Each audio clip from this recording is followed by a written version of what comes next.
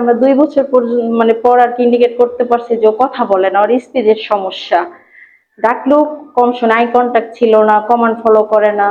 তারপর ডাক্তার দেখানোর পরে আর কি সাজেস্ট করলো যে থেরাপি দেওয়ার জন্য। এখানে সেখানে অনেক জায়গায় দিলাম। তারপর আপনার এখানে আর কি গত 1 বছর হলো এখানে আসছি। এখন আল্লাহর রহমতেও আই কন্টাক্ট আসছে, তারপর কমান্ড ফলো করে, তারপর মোটামুটি কাজ করে। যা আগে আই কন্টাক্ট ছিলই না, এখন পুরোপুরি আই কন্টাক্ট চলে আসছে।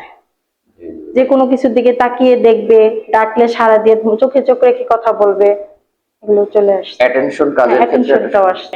ওর বয়স যখন 2.5 বছর, তখন হচ্ছে যে এই যে কথা বলতো, ও আগে কথা বলতো, পরে আস্তে আস্তে হচ্ছে কথা কমে যায়।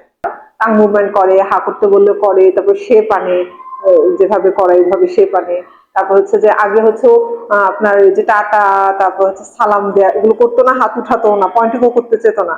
কিন্তু এখন হচ্ছে করতেছে, বললে হাত উঠাচ্ছে, রেসপন্সটা করতেছে।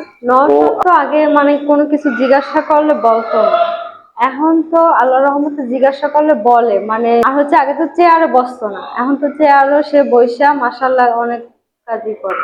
আপনার বাচ্চার বয়স যদি 2 বছর, 2.5 বছর, 3 বছর পার হয়ে যাচ্ছে, কিন্তু আপনি খেয়াল করছেন যে বাচ্চা কথা বলছে না, অথবা বাচ্চা আগে কথা বলতো কিন্তু কথা হঠাৎ করে বলা স্টপ করে দিয়েছে, অবশ্যই অবশ্যই কনসালটেন্টদের শরণাপন্ন হবে।